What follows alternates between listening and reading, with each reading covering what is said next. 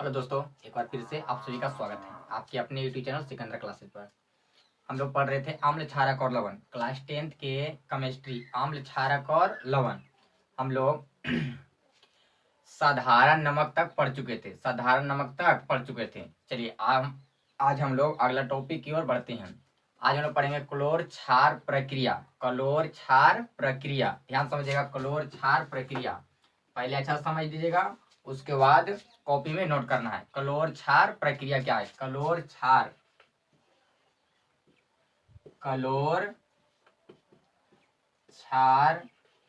प्रक्रिया, या कहीं कहीं इसी को लिखता है अभिक्रिया। क्लोर क्षार प्रक्रिया, या कहीं कहीं लिख देगा क्लोर क्षार अभिक्रिया। क्लोर क्षार प्रक्रिया या क्लोर क्षार अभिक्रिया, ध्यान समझिएगा एकदम। क्लोर क्षार अभिक्रिया या प्रक्रिया है क्या? तो जब हम लोग सोडियम क्लोराइड के जलीय विलयन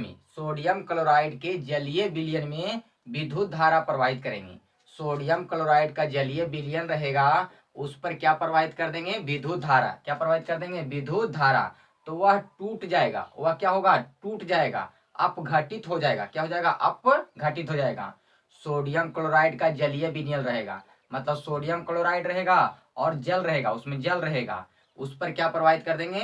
विद्युत धारा। क्या प्रवाहित कर देंगे? विद्युत धारा। तो वह क्या हो जाएगी? टूट जाएगी। वह क्या हो जाएगी? टूट जाएगी, अपघटित हो जाएगी। क्या हो जाएगी? अपघटित हो जाएगी। और अपघटित होने के बाद क्या बना लेगा? तो सोडियम हाइड्रोक्साइड, क्लोरीन और hydrogen gas, sodium hydroxide, chlorine और हाइड्रोजन गैस। तो इसी अभिक्रिया को बोलते हैं क्लोर क्षार प्रक्रिया। इसी अभिक्रिया को क्या बोलते हैं? क्लोर क्षार प्रक्रिया या अभिक्रिया। इस अभिक्रिया को क्या बोलते हैं? क्लोर क्षार अभिक्रिया या प्रक्रिया। समझ में आ गया होगा? फिर से एक बार कर रहे हैं। क्या रहेगा? तो सोडियम क्लोराइड, क्या रहेगा? सोडियम क्लोराइड, ध्यान समझना एकदम। सोडियम क्लोराइड का जलीय विलयन कहने का मतलब जल रहेगा। क्या रहेगा? जल रहेगा। इस पर क्या प्रवाहित कर देंगे? विद्युत धारा। क्या प्रवाहित कर देंगे? विद्युत धारा। क्या प्रवाहित करेंगे? विद्युत धारा। तो यह क्या हो जाएगा? अपघटित हो जाएगा। ये अपघटित का मतलब टूट जाएगा। अपघटित का मतलब क्या हो जाएगा? टूट जाएगा। और क्या बना लेगा? Sodium hydroxide. क्या बना लेगा? सोडियम हाइड्रोक्साइड, क्लोरीन और हाइड्रोजन गैस। क्लोरीन और क्या बना लेगा? Hydrogen gas. तो इसी को बोलते हैं हम लोग, इसी अभिक्रिया या इसी प्रक्रिया को बोलते हैं क्लोर क्षार प्रक्रिया। क्लोर क्षार प्रक्रिया समझ में आ गया होगा? कोई पूछा क्लोर क्षार प्रक्रिया है क्या? तो जब सोडियम क्लोराइड के जलीय विलयन में क्या प्रवाहित करेंगे? विद्युत धारा, तो वह अपघटित हो जाएगी, अर्थात वह क्या हो जाएगी? टूट जाएगी। और क्या बना लेगी? सोडियम हाइड्रोक्साइड, क्लोरीन और हाइड्रोजन गैस। तो इसी अभिक्रिया को, तो इस अभिक्रिया को क्या बोलते हैं? क्लोर क्षार प्रक्रिया। क्लोर क्षार प्रक्रिया या क्लोर क्षार अभिक्रिया। पूछ देगा क्लोर क्षार अभिक्रिया में क्या क्या बनता है? सोडियम हाइड्रोक्साइड, क्लोरीन और hydrogen gas. Sodium hydroxide, chlorine और हाइड्रोजन गैस। ये जो होता है क्लोरीन, जो होता है क्लोरीन को बोलते हैं क्लोर। क्या बोलते हैं? क्लोरीन को क्या बोलते हैं? क्लोर। और हाइड्रोजन क्या बोलते हैं? क्षार। हाइड्रोजन क्या बोलते हैं? क्षार। क्या बोलते हैं? क्षार। क्लोरीन जो होता है, ध्यान समझना है, क्लोरीन जो होता है एनोड पर मुक्त होता है।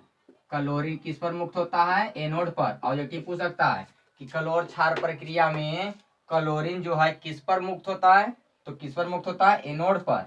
और सोडियम हाइड्रोक्साइड और हाइड्रोजन किस पर मुक्त होता है? कैथोड पर। किस पर? कैथोड पर। किस पर? कैथोड पर।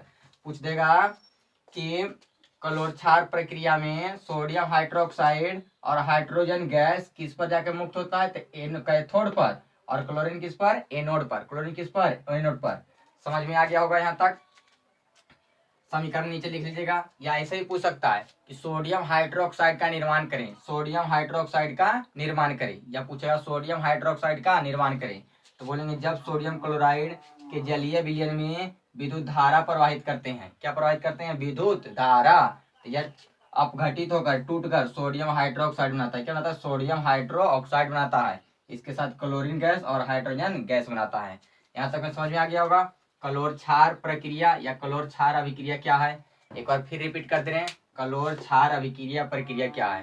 तो जब सोडियम क्लोराइड के जलीय विलयन में, सोडियम रहेगा क्लोराइड रहेगा, सोडियम क्लोराइड रहेगा, उसका जलीय विलयन लेंगे, मैंने जल ले लेंगे, उस पर क्या प्रवाहित कर देंगे, विद्युत धारा।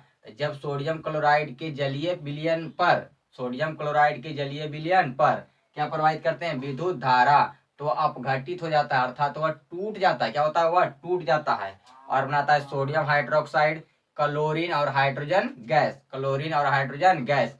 तो इसी अभिक्रिया को हम बोलते हैं कलोर क्षार प्रक्रिया, कलोर क्षार प्रक्रिया, जिसमें क्लोरीन कलोर है और हाइड्रोजन क्या है, क्षार है। क्लोरीन जो है एनोड पर मुक्त होती है और सोडियम हाइड्रोक्साइड और हाइड्रोजन कैथोड पर मुक्त होती है, कैथोड पर मुक्त होती है। यहाँ तक में दिक्कत नहीं होगा, समझ में आ गया होगा। चलिए अब आगे बढ़ते हैं अगला टॉपिक की ओर। चलिए आगे बढ़ते हैं अगला टॉपिक की ओर। अब जानते हैं सोडियम हाइड्रोक्साइड का उपयोग, सोडियम हाइड्रोक्साइड का उपयोग ध्यान से एकदम समझिएगा। पहला इसका उपयोग है, इसका धातुओं से ग्रीस हटाने में किया जाता है, धातुओं से ग्रीस हटाने में किया जाता है। पहला इसका उपयोग है कि सोडियम हाइड्रोक्साइड का उपयोग धातुओं से ग्रीस हटाने में किया जाता है। पहले समझ में आ गया होगा। पहला इसका उपयोग क्या करेंगे, धातुओं से ग्रीस हटाने में किया जाता है, धातुओं से ग्रीस हटाने में किया जाता है। दूसरा उपयोग साबुन और अपमार्जक बनाने में किया जाता है, दूसरा इसका उपयोग है साबुन और अपमार्जक बनाने में किया जाता है। दूसरा उपयोग है सोडियम हाइड्रोक्साइड का कि साबुन और अपमार्जक बनाने में किया जाता है और कागज बनाने में किया जाता है। तीसरा उपयोग रेशा तैयार करने में किया जाता है, तीसरा उपयोग है कि रेशा बनाने में किया जाता है, तीसरा उपयोग क्या लिखिएगा, रेशा बनाने में किया जाता है। चलिए चौथा उपयोग में क्या लिखेंगे कि बॉक्साइड अयस्क शुद्धिकरण में किया जाता है, बॉक्साइड अयस्क से शुद्धिकरण में किया जाता है, बॉक्साइड अयस्क को शुद्ध करने में किया जाता है। किसका उपयोग करते हैं, सोडियम हाइड्रोक्साइड का, बॉक्साइड अयस्क से शुद्धिकरण में, बॉक्साइड अयस्क के शुद्धिकरण में किया जाता है। चार बार समझ में आ गया, फिर रिपीट करते हैं। सोडियम हाइड्रोक्साइड का उपयोग धातुओं से ग्रीस हटाने में किया जाता है। दूसरा, सोडियम हाइड्रोक्साइड का उपयोग साबुन अपमार्जक तथा कागज बनाने में किया जाता है। तीसरा, सोडियम हाइड्रोक्साइड का उपयोग क्या लिखेगा, रेशा बनाने में किया जाता है। चौथा लिखेंगे सोडियम हाइड्रोक्साइड का उपयोग बॉक्साइड अयस्क से शुद्धिकरण किया जाता है, बॉक्साइड अयस्क के शुद्धिकरण में किया जाता है। यहाँ तक में दिक्कत नहीं होगा। चलिए अब आगे बढ़ते हैं, चलिए आगे बढ़ते हैं। क्लोरीन का उपयोग, क्लोरीन का उपयोग ध्यान से समझिएगा, क्लोरीन का उपयोग, क्लोरीन का उपयोग।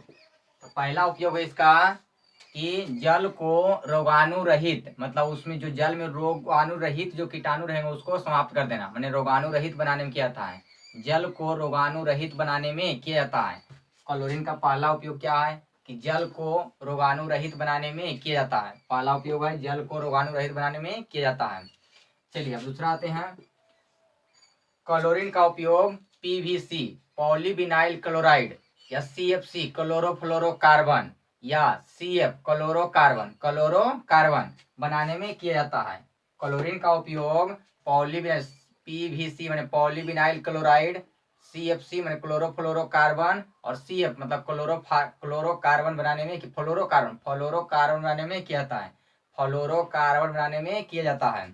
समझ में आ गया। दूसरा, तीसरा, हाइड्रोक्लोरिक के उत्पादन में, हाइड्रोक्लोरिक के उत्पादन में किया जाता है, मतलब क्लोरीन का उपयोग हाइड्रोक्लोरिक बनाने में किया जाता है, क्लोरीन का उपयोग हाइड्रोक्लोरिक बनाने में किया जाता है, हाइड्रोक्लोरिक अम्ल जो होता है HCl उसको बनाने में किया जाता है, उसको बनाने में किया जाता है। क्लोरीन का समझ में आ गया होगा उपयोग। चलिए अब आगे बढ़ जाते हैं।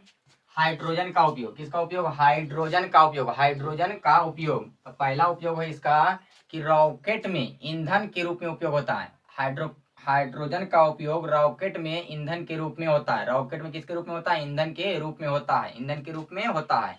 दूसरा, हाइड्रोजन का उपयोग हाइड्रोक्लोरिक अम्ल मतलब HCl बनाने में किया जाता है, HCl के उत्पादन में किया जाता है। हाइड्रोक्लोरिक अम्ल में हाइड्रोजन का उपयोग HCl बोले तो हाइड्रोक्लोरिक अम्ल के बनाने में किया जाता है। तीसरा, हाइड्रोजन का उपयोग अमोनिया बनाने में किया जाता है, किस बनाने में किया जाता है, अमोनिया बनाने में किया जाता है, अमोनिया बनाने में किया जाता है। चौथा, हाइड्रोजन का उपयोग वनस्पति घी बनाने में किया जाता है, किस बनाने में किया जाता है, वनस्पति घी जो होता है उसमें बनाने में किया जाता है। तो हाइड्रोजन का उपयोग लिखने के लिए क्या देगा, तो 2-3 को लिख देंगे। पहला उपयोग करेंगे कि हाइड्रोजन का उपयोग रॉकेट में ईंधन के रूप में किया जाता है। दूसरा उपयोग, हाइड्रोजन का उपयोग हाइड्रोक्लोरिक अम्ल बनाने में किया जाता है। तीसरा उपयोग लिखेंगे हाइड्रोजन का उपयोग अमोनिया बनाने में किया जाता है। चौथा लिख देंगे हाइड्रोजन का उपयोग वनस्पति घी बनाने में किया जाता है। यहाँ तक में दिक्कत नहीं होगा, समझ में आ गया होगा। अच्छे से कॉपी में नोट कर लीजिएगा। चलिए आगे बढ़ते हैं अगला टॉपिक की ओर। ब्लीचिंग पाउडर या विरंजक चूर्ण, ब्लीचिंग पाउडर या विरंजक चूर्ण, एकदम ध्यान समझिएगा, एग्जाम में बार बार पूछा जाता है। ब्लीचिंग पाउडर एकदम VVI है, बार बार पूछा जाता है कि ब्लीचिंग पाउडर बनाने की विधि या ब्लीचिंग पाउडर क्या है, वर्णन करें। ब्लीचिंग पाउडर क्या है, इसका उपयोग क्या है, बार बार पूछा जाता है, इसलिए एकदम ध्यान से। ब्लीचिंग पाउडर को ही बोलते हैं विरंजक चूर्ण, विरंजक चूर्ण। विरंजक चूर्ण हिंदी हो गया, इंग्लिश में होता है ब्लीचिंग पाउडर, ब्लीचिंग पाउडर। इसको इंग्लिश में लिख दिए, हिंदी वाला लिख लिए। चलिए एकदम समझिएगा ध्यान से। पहले जानेंगे इसका रासायनिक नाम, ब्लीचिंग पाउडर या विरंजक चूर्ण का रासायनिक नाम क्या है, फिर उसका जानेंगे अणुसूत्र है अर्थात सूत्र क्या होता है, और फिर जानेंगे इसको बनाते हैं कैसे। एकदम ध्यान से, एकदम सिंपल है। तो ब्लीचिंग पाउडर का रासायनिक नाम होता है calcium oxychloride, calcium oxychloride. Bleaching powder या विरंजक चूर्ण का रासायनिक नाम कैल्शियम ऑक्सीक्लोराइड, कैल्शियम ऑक्सीक्लोराइड होता है तथा इसका अणुसूत्र या सूत्र, अणुसूत्र भी कह सकते हैं या सूत्र CaOCl2, CaOCl2 रासायनिक नाम कहेगा तो calcium oxychloride, calcium oxychloride, calcium C से कैल्शियम, O से ऑक्सी, Cl2 से कर देंगे क्लोराइड। तो रासायनिक नाम कहेगा तो कैल्शियम ऑक्सीक्लोराइड, और अणुसूत्र कहेगा तो CaOCl2, CaOCl2, या कहीं कहीं इसको हम लिखते हैं CaCl O और Cl, ऐसे भी लिखते हैं CaCl O और Cl, ऐसे भी लिखते हैं कहीं कहीं, लेकिन ज़्यादातर इसका उपयोग होता है CaOCl2, CaOCl2, इसी का उपयोग होता है। समझ में आ गया होगा। एक बार फिर रिपीट कर रहे हैं। ब्लीचिंग पाउडर या विरंजक चूर्ण का रासायनिक नाम पूछेगा तो कैल्शियम ऑक्सीक्लोराइड, कैल्शियम ऑक्सीक्लोराइड, और अणुसूत्र या पूछेगा सूत्र तो क्या बोलेंगे CaOCl2, CaOCl2, CaOCl2, CaOCl2। आगे समझिए, इसको हम लोग ब्लीचिंग पाउडर या विरंजक चूर्ण को चूने का क्लोराइड भी कहते हैं। क्या कहते हैं, चूने का क्लोराइड, क्या बोलते हैं, चूने का क्लोराइड। तो तीर का निशान दे लेके लिख सकते हैं कि ब्लीचिंग पाउडर या विरंजक चूर्ण को चूने का क्लोराइड भी कहा जाता है, चूने का क्लोराइड भी कहा जाता है, चूने का क्लोराइड भी कहा जाता है। आगे समझिए, ब्लीचिंग पाउडर या विरंजक चूर्ण को हम लोग हेसेन कलेवर विधि से बनाते हैं। कौन विधि से, हेसेन कलेवर, हेसेन कलेवर विधि से बनाते हैं। कहेगा विरंजक चूर्ण या ब्लीचिंग पाउडर को किस विधि से बनाते हैं, हेसेन कलेवर विधि से। किस विधि से, हेसेन कलेवर विधि से, हेसेन कलेवर विधि से। यहाँ तक में दिक्कत नहीं होगा। चलिए अब आगे बढ़ जाते हैं। आप जानते हैं बनाने की विधि, विरंजक चूर्ण को बनाते हैं कैसे, एकदम ध्यान से समझिएगा, बनाते हैं कैसे। तो लिखिएगा ब्लीचिंग पाउडर या विरंजक चूर्ण को बनाने की विधि, बनाने की विधि, बनाने की विधि, विरंजक चूर्ण या ब्लीचिंग पाउडर को बनाने की विधि लिख कर रख देंगे। ब्लीचिंग पाउडर यहाँ पर नहीं लिख रहे हैं, हम लिख दे रहे हैं ब्लीचिंग पाउडर या विरंजक चूर्ण को बनाने की विधि, ब्लीचिंग पाउडर या विरंजक चूर्ण को बनाने की विधि, एकदम ध्यान से समझिएगा। तो सबसे पहले हम लोग ब्लीचिंग पाउडर या विरंजक चूर्ण को बनाने के लिए ठोस बुझा हुआ चूना लेंगे। ठोस बुझा हुआ क्या लेंगे, चूना, ठोस बुझा हुआ चूना लेंगे। बुझा हुआ चूना का मतलब उसमें जल भी रहेगा। तो पहला चैप्टर में पढ़े होंगे, एक बुझा चूना होता है, एक बुझा हुआ चूना होता है, एक होता है बिना बुझा हुआ चूना। तो बुझा हुआ कहेगा, बिना बुझा हुआ कहेगा तो CaO होता है, CaO। बिना बुझा हुआ कहेगा तो अर्थात उसमें जल का मात्रा नहीं रहेगा, तो CaO। अब बुझा हुआ कह देगा तो उसमें जल रहेगा, मतलब CaOH का होल 2, इसी को हम बोलते हैं ठोस बुझा हुआ चूना। CaOH का होल 2 क्या बोलते हैं, ठोस बुझा हुआ चूना, ठोस बुझा हुआ चूना, इसे बोलते हैं बुझा हुआ चूना। तो हम लोग क्या लेंगे, तो बुझा हुआ चूना, क्या लेंगे, बुझा हुआ चूना। यहाँ तक में दिक्कत नहीं है, पहले क्या लेना है, बुझा हुआ चूना, बुझा हुआ चूना लेना है। अब इसको क्या करना है, बुझा हुआ चूना लेकर 313 केल्विन, 300 कितना, 13 केल्विन या 40 डिग्री सेल्सियस ताप पर गर्म करेंगे। 40 डिग्री सेल्सियस ताप पर क्या करेंगे, गर्म करेंगे, क्लोरीन गैस प्रवाहित करके गर्म करेंगे, क्लोरीन गैस प्रवाहित करेंगे, क्या करेंगे, क्लोरीन गैस प्रवाहित करेंगे, तो हमें क्या प्राप्त होगा, ब्लीचिंग पाउडर। क्या प्राप्त होगा, ब्लीचिंग पाउडर। फिर समझिए, जब ठोस बुझे हुए चूने पर, ठोस बुझे हुए चूने को, ठोस बुझे हुए चूने को 313 केल्विन या 40 डिग्री सेल्सियस ताप पर क्लोरीन गैस क्या करते हैं, उस पर प्रवाहित कर देते हैं, क्लोरीन गैस उस पर क्या करते हैं, प्रवाहित कर देते हैं, तो क्या बन जाता है, ब्लीचिंग पाउडर, विरंजक चूर्ण बन जाता है। क्या बनता है, ब्लीचिंग पाउडर या विरंजक चूर्ण बनता है। फिर एक बार समझिए बढ़िया से, ठोस बुझा हुआ चूना रहेगा, ठोस बुझा हुआ चूना रहेगा, ताप कितना लेंगे, 313 केल्विन या 40 डिग्री सेल्सियस, ताप कितना लेंगे, 313 केल्विन या 40 डिग्री सेल्सियस। कौन गैस प्रवाहित कर देंगे, chlorine gas, Cl2, chlorine gas. कौन गैस प्रवाहित करेंगे, क्लोरीन गैस, क्लोरीन गैस प्रवाहित करेंगे, तो क्या बन जाएगा, विरंजक चूर्ण या ब्लीचिंग पाउडर। क्या बनेगा, विरंजक चूर्ण या ब्लीचिंग पाउडर। यहाँ तक में समझ में आ गया होगा। चलिए अब इसका समीकरण कैसे लिखेंगे, तो ठोस बुझा हुआ चूना रहेगा, ठोस बुझा हुआ क्या रहेगा, चूना, तो CaOH का होल 2, CaOH का होल 2 कहेगा कौन गैस प्रवाहित करेंगे, क्लोरीन गैस, मतलब Cl2, क्लोरीन गैस का आने का मतलब Cl2 कितना डिग्री ताप पर, तो 313 केल्विन ताप पर, या इसी को लिख सकते हैं 40 डिग्री सेल्सियस ताप पर, 40 डिग्री सेल्सियस ताप पर, तो क्या बनेगा, विरंजक चूर्ण CaO Cl2, CaO और Cl2 बनेगा, CaO और क्या बनेगा, Cl2 बनेगा। और यहां से क्या निकल जाएगा, जल, यहां से क्या निकलेगा, जल, यहां से क्या निकल जाएगा, जल, क्या निकल जाएगा, जल, यहां से क्या निकल जाएगा, जल, क्या निकल जाएगा, जल, क्या निकलेगा, जल निकलेगा, क्या निकलेगा, जल निकलेगा। मतलब फिर एक बार समझिए, ठोस बुझा हुआ चूना पर 313 केल्विन या 40 डिग्री सेल्सियस ताप पर क्लोरीन गैस प्रवाहित करेंगे, तो क्या बन जाएगा, विरंजक चूर्ण CaOCl2, और इसके साथ उप उत्पाद के रूप में क्या बनेगा, तो जल, क्या बनेगा, जल, क्या बनेगा, जल। यहाँ तक में दिक्कत नहीं होगा, समझ में आ गया होगा। कोई पूछा, फिर एक बार रिपीट कर रहे हैं, ब्लीचिंग पाउडर क्या है, तो सब कह देंगे कि ब्लीचिंग पाउडर क्या है, तो ब्लीचिंग पाउडर का रासायनिक नाम कैल्शियम ऑक्सीक्लोराइड तथा अणुसूत्र CaOCl2, CaOCl2 होता है। इसको हम लोग चूने का क्लोराइड भी कहते हैं, चूने का क्या कहते हैं, क्लोराइड। इसे हम लोग किस विधि से बनाते हैं, हेसेन-क्लेवर विधि से।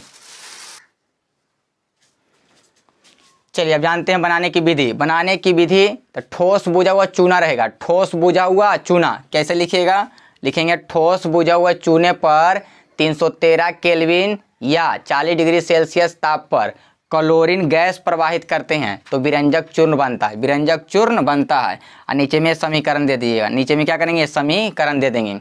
चलिए समझ में आ गया होगा। अब जानते हैं इसका उपयोग, क्या जानते हैं इसका उपयोग, बढ़िया से कॉपी में नोट कर लीजिएगा। अब इसका जानते हैं क्या उपयोग, क्या जानेंगे, उपयोग, विरंजक चूर्ण का क्या जानेंगे, गुण धर्म, इसका गुण क्या क्या है, तो ध्यान समझिएगा। पहला क्या है इसका गुण है कि हल्का पीला रंग का सफ़ेद चूर्ण होता है। विरंजक चूर्ण जो होता है हल्का पीला रंग का कैसा होता है, सफ़ेद चूर्ण होता है। हल्का पीला रंग का कैसा चूर्ण होता है, सफ़ेद चूर्ण, जो क्लोरीन जैसा गंध देता है, क्लोरीन जैसा क्या देता है, गंध देता है। पहला इसका गुण क्या है कि यह हल्का पीला रंग का सफ़ेद चूर्ण होता है, या क्लोरीन जैसा गंध देता है, या क्लोरीन जैसा क्या देता है, गंध देता है। जब हम इसको वायुमंडल में क्या करते हैं, खुला छोड़ देते हैं, जब हम इसको वायुमंडल में क्या करते हैं, दूसरा गुणधर्म इसका है कि जब विरंजक चूर्ण को वायु में खुला छोड़ते हैं तो इससे क्लोरीन गैस बाहर निकल जाता है, इससे क्लोरीन गैस वायुमंडल में चला जाता है। इसका दूसरा गुण है जब हम इसको विरंजक चूर्ण को क्या करेंगे, खुला छोड़ देंगे तो इससे जो भी क्लोरीन रहेगा उससे निकल के कहाँ चला जाएगा, वायुमंडल में। कहाँ चला जाएगा, वायुमंडल में। दूसरा गुण हो गया। बस इसका ज़्यादा नहीं जानेंगे, दो ही गुण जानेंगे कि पहला गुण इसका क्या है कि हल्का पीला रंग का सफ़ेद चूर्ण होता है जो क्लोरीन जैसा, इसका गंध कैसा होता है, क्लोरीन जैसा, इसका गंध कैसा होता है, क्लोरीन जैसा। दूसरा कहेंगे जब इसे वायुमंडल में खुला छोड़ते हैं तो इससे क्लोरीन गैस बाहर निकल जाती है, कहाँ चल जाती है, वायुमंडल में। और तीसरा जान सकते हैं यह एक अस्थायी यौगिक है। विरंजक चूर्ण जो है एक अस्थायी यौगिक है, माने अस्थायी यौगिक नहीं है, यह तुरंत ही बदल जाता है। जैसे इसे खुला छोड़ेंगे तो तुरंत ही क्या हो जाएगा, बदल जाएगा, माने इससे क्लोरीन बाहर निकल जाएगा तो क्या हो जाएगा, बदल जाएगा। मतलब ये अस्थायी यौगिक है। क्या है, अस्थायी यौगिक है, अस्थायी यौगिक नहीं है। चलिए यहाँ तक में दिक्कत नहीं होगा, विरंजक चूर्ण का गुण में दिक्कत नहीं होगा। आगे अब बढ़ जाते हैं, इसका उपयोग जानते हैं। विरंजक चूर्ण का उपयोग, विरंजक चूर्ण का उपयोग एग्जाम में बार बार पूछता है, विरंजक चूर्ण का उपयोग ही पूछता है बार बार।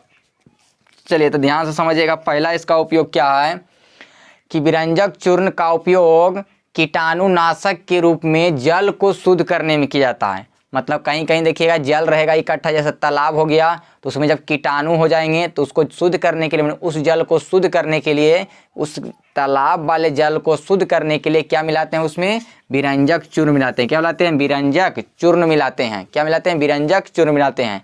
या कुआं का पानी कभी कभी खराब हो जाता है तो उसमें क्या मिलाते हैं? विरंजक चूर्ण बनाते हैं। क्या मिलाते हैं? विरंजक चूर्ण मिलाते हैं।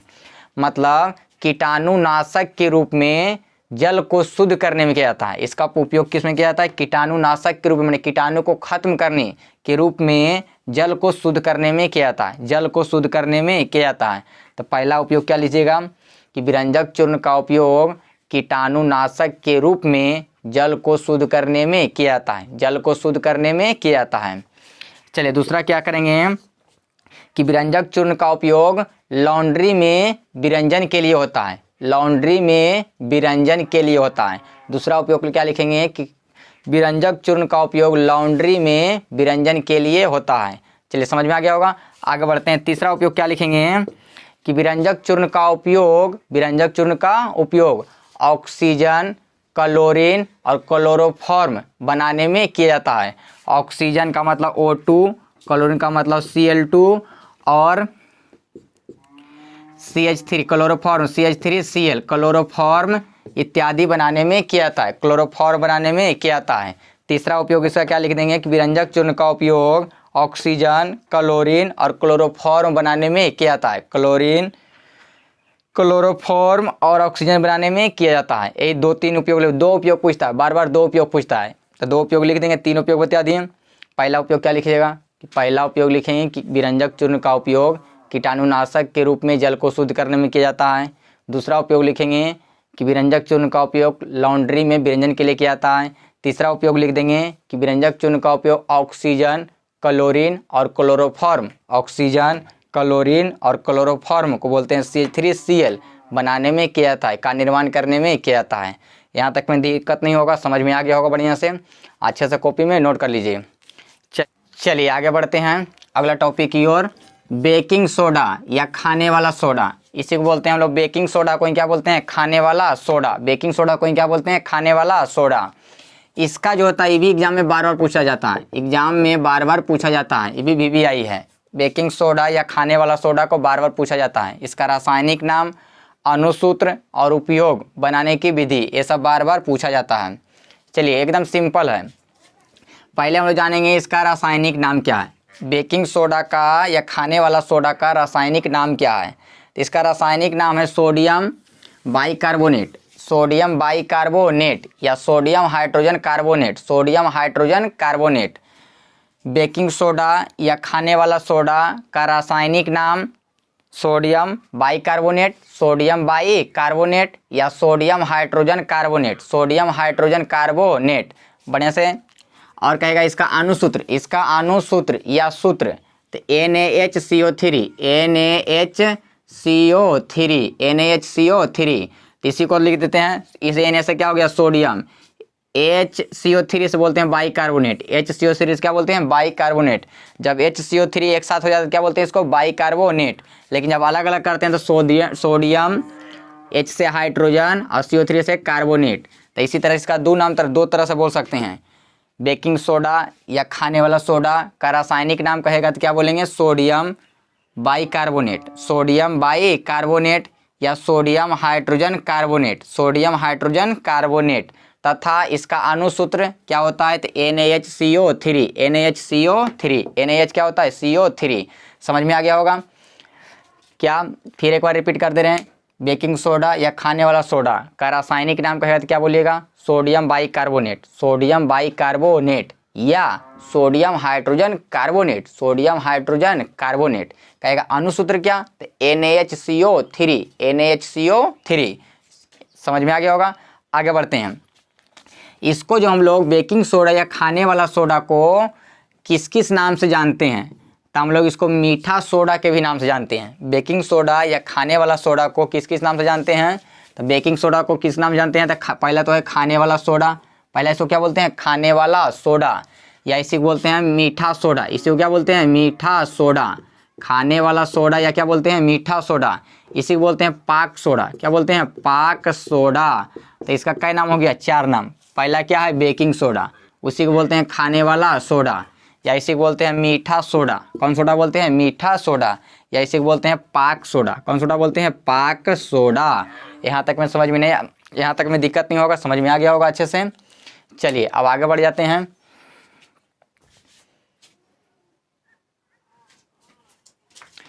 चलिए एक चीज और से जान लेते हैं कि बेकिंग सोडा या खाने वाला सोडा को बनाते हैं कैसे, किस विधि से बनाते हैं? तो अमोनिया सोडा विधि। किसे? अमोनिया सोडा विधि से। किस विधि से बनाते हैं? अमोनिया सोडा विधि, या इसी का दूसरा नाम है साल्वे प्रक्रम।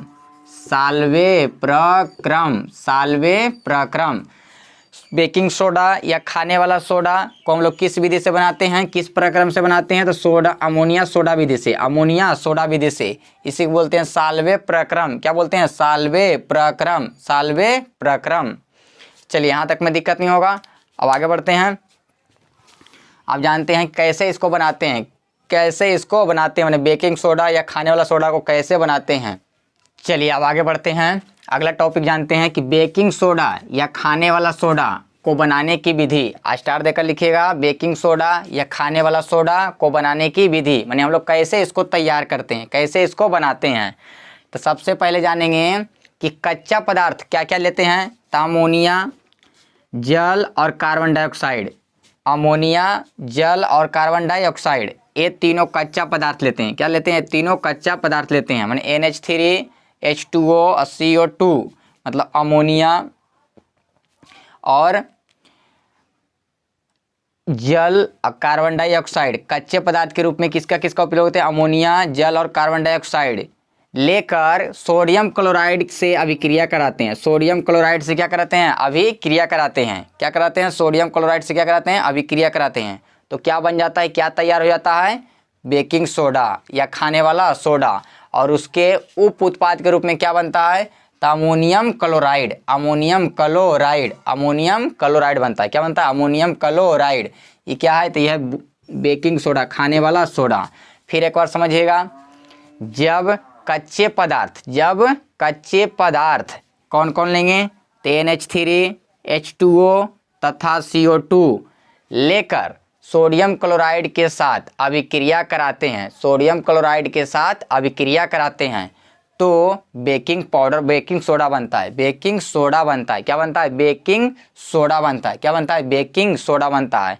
और उप उत्पाद के रूप में अमोनियम क्लोराइड बनता है। अमोनियम क्लोराइड बनता है। समझ में आ गया होगा कैसे बनाते हैं इसको। फिर एक बार समझिए, बेकिंग सोडा को बनाते हैं कैसे। तो जब कच्चे पदार्थ कौन कौन? NH3, H2O, CO2 लेकर सोडियम क्लोराइड के साथ अभिक्रिया कराते हैं। सोडियम क्लोराइड को आपस में क्या करते हैं? मिलाते हैं। तो क्या बन जाता है? Baking soda. क्या बन जाता है? Baking soda. और उप उत्पाद के रूप में क्या बनता है? Ammonium chloride, ammonium chloride. समझ में आ गया होगा यहाँ तक। चलिए अब आगे बढ़ते हैं, इसके और कुछ जानते हैं।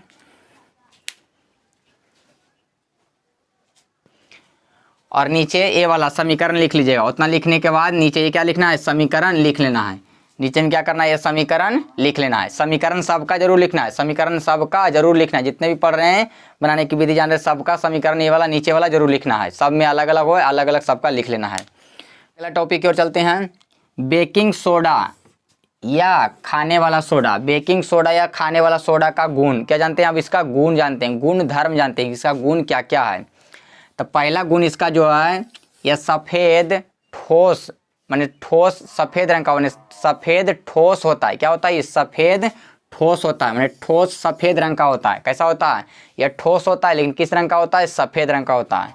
पहला इसका गुण है कि यह सफ़ेद ठोस होता है, सफ़ेद ठोस होता है। चलिए अब आगे बढ़ते हैं। दूसरा गुण इसका है कि यह जल में कम घुलनशील होता है। यह जल में क्या होता है? कम घुलता है। जल में क्या होता है? कम घुलता है। दूसरा इसका गुण है कि जल में क्या होता है, कम घुलता है, माने जिसको जब इसको जल में क्या करेंगे, घुलाएंगे तो यह ज़्यादा नहीं घुलेगा बल्कि क्या होगा, कम घुलेगा। चलिए तीसरा जानते हैं कि इसकी जो प्रकृति होती है क्षारीय होती है। बेकिंग सोडा की जो प्रकृति होती है वो कैसे होता है, क्षारीय। कैसा होता है, क्षारीय। बेकिंग सोडा का जो प्रकृति होता है कैसा होता है, क्षारीय। मतलब क्षारीय है तो ये लाल लिटमस पत्र को क्या करेगा, नीला कर देगा। लाल लिटमस पत्र रहेगा उसको क्या करेगा, ये नीला कर देगा। क्षारीय प्रकृति है तो लाल लिटमस पत्र को क्या करेगा, नीला करेगा। इसकी प्रकृति कैसी होती है, क्षारीय। और जब क्षारीय है तो लाल लिटमस पत्र को क्या करेगा, नीला कर देगा। चलिए आगे जानते हैं, जब इसकी प्रकृति क्षारीय है तो अगला टॉपिक में लिख सकते हैं या इसी में लिख सकते हैं कि बेकिंग सोडा का पीएच मान कितना से क्या होगा, 7 से क्या होगा, अधिक होगा। 7 से क्या होगा, अधिक होगा।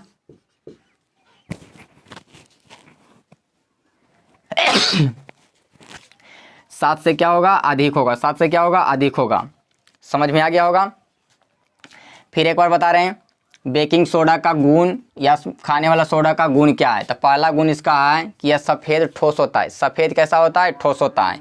ये जल में क्या होता है, कम घुलनशील होता है। जल में क्या होता है, कम घुलता है। तीसरा क्या करेंगे, इसकी प्रकृति कैसी होती है, क्षारीय। इसकी प्रकृति कैसी होती है, क्षारीय। क्षारीय है तो ये लाल लिटमस पत्र क्या करेगा, नीला कर देगा।